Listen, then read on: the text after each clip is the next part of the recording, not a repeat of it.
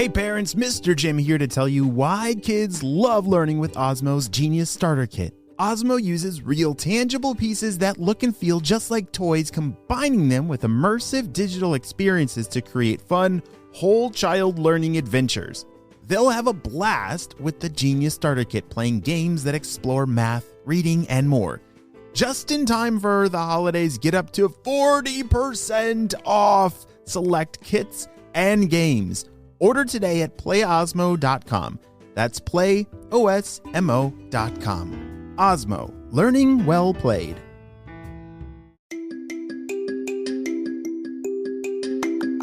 Hey friends, welcome back to Kid Short Stories. If this is your first time hanging out with me, my name is Mr. Jim, and I love turning your ideas into awesome adventures. You see, today's story comes to us from Bodhi and Remi. They sent me an awesome idea for a story, and you can too. Just head over to kidshortstories.com, send me your idea, and maybe we'll turn it into an awesome adventure. Parents, this has been a phenomenal way to reduce screen time. So are you guys ready to hop into this adventure with me?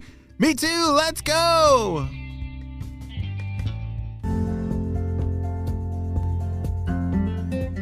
Bodhi and Remi had just gotten home from school and they wanted to go exploring in the forest in their neighborhood. Have you ever gone exploring in a forest? Like, what is it that you look for when you hike into a forest looking for an adventure? I might be looking for creatures. I really like to see the creatures that live in the forest. Or I might want to try and build like some kind of fort in the forest, like with some branches and sticks and stuff. That is awesome. Well, Bodhi and Remi, they love to just go exploring in forests and see whatever kind of adventure presented itself. It was a beautiful sunny day. The sky was blue as Bodhi and Remi entered this very dark forest. Have you ever walked inside of a forest that it's like when you're outside the forest, it's daytime, and then when you walk inside the forest, it's almost nighttime? Yeah, like all the leaves are blocking the sunlight from getting in. Yeah, it can be like really thick in the forest that keeps the light out. Well, it can be a little creepy, but Bodhi and Remi have been in this forest like 100 times, and so they're not scared of it anymore. All right, Remi, what do you want to do in here? Said Bodhi. How about we build another fort? Said Remi. Well, I know we've built a couple, but we're basically like building a whole city inside of this forest with all of our forts. Yeah, that's a pretty cool idea. Let's do it, said Bodhi. They started running around the forest, looking for branches and even looking for like the right spot to put this new fort. They had already built 4 forts. And like they said, they had pretty much built a city. It was pretty impressive. Hey, this looks like a pretty good spot over here, shouted Remi. Bodhi had already grabbed a whole bunch of branches and were dragging them over to where Remi was. There was a great little spot. It was kind of like in the side of a hill. There was a little small cave, I guess you could say. Not like a real cave, but more like a little indentation in the side of the hill. But it was a perfect spot for what they were looking for. As Bodhi started to lean all the branches up against this little indentation, they were both very impressed with this new fort. Whoa, this might be our best fort ever. Look! Remi crawled inside and was in awe of how awesome this fort was. And then all of a sudden, psh! Whoa, wait, is it starting to rain? Said Remi. They were feeling definitely water spraying from above.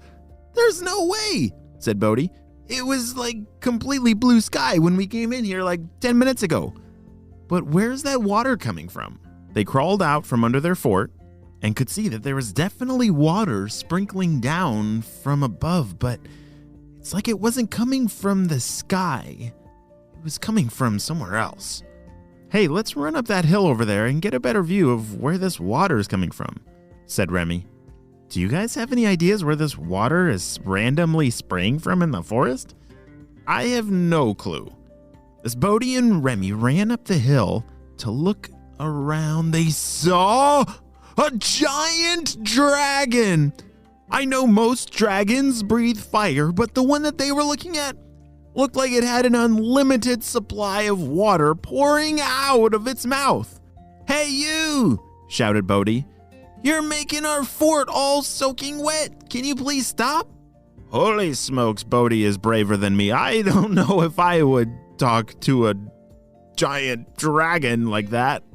The dragon turned and looked right at Bodhi and Remi. Remember, Bodhi and Remi were standing up on a hill, but they were eye to eye with this giant dragon. "Oh, hello, I'm so sorry. I just have so much water inside of me that I must spray and get out, or else I might explode." "You'll explode with water?" said Remi. "Yes, you see, I'm a water dragon, and I have to keep spraying this water all the time. I'm a really good helper. You see, I'm good at doing dishes and washing cars and making giant mud puddles. I love jumping in mud puddles." Bodhi and Remi looked at each other. They really like jumping in mud puddles too. Have you ever jumped in a really good mud puddle? Let's say you have some rain boots on and clothes that you can get muddy, and you just jump right in the biggest mud puddle ever. Have you ever done that before? It is surprisingly messy, but it's actually really, really fun. Mr. Dragon, do you have a name?" said Bodhi. "Yes, my name is Splash." "Splash, that's a really cool name. Well, I actually have an idea of how you can use all your water. You see, we live in a neighborhood just over there full of kids that like to jump in mud puddles. And there's even a whole bunch of grown-ups with cars that really like clean cars. What do you say we make out a deal? You could come over once a day, clean everyone's cars, and make mud puddles for all the kids. How does that sound?" The dragon's eyes lit up. His whole life, no one had ever wanted him around. You see, most of his other dragon friends were fire-breathing dragons, and him with spraying water, the other dragons didn't like that his water would always put out their fires. So he had a harder time making friends. But this sounded like an absolute dream come true for him.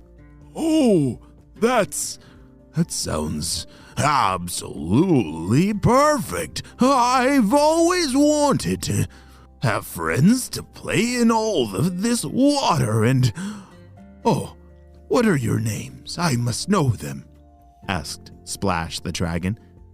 "Well, my name's Remi, and this is Bodhi, and it's really great to meet you. Well, why don't you come on over to our neighborhood right now, and we can get to work with some awesome fun." "That sounds perfect.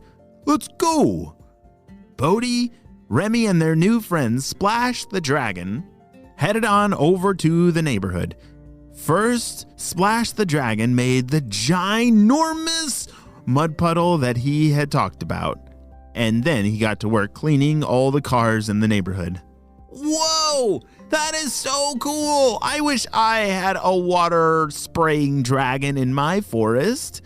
Well, this may be the end of this adventure, but I'm pretty sure that Bodhi and Remi are going to have a ton of fun with their new dragon friend Splash.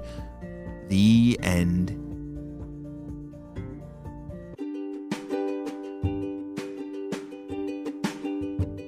Great job! You listened all the way to the end, and you know what time it is? It's time for Kid Shout-outs! I want to say hey to Riley from Virginia, Cy from Las Vegas, Kenley from Charlotte, North Carolina, Emerson and Lincoln from Kansas City, Lewis from Washington, D.C., Sienna from New Jersey, Silas from Southern Illinois, and Niev from Sydney, Australia. I'm so glad that you're all in the Kid Short Stories family. And on our spy team, we could not stop Dr. Stinky Breath and his crew. Without you, my friends, will you have a super duper day. And I will see you next time. Bye.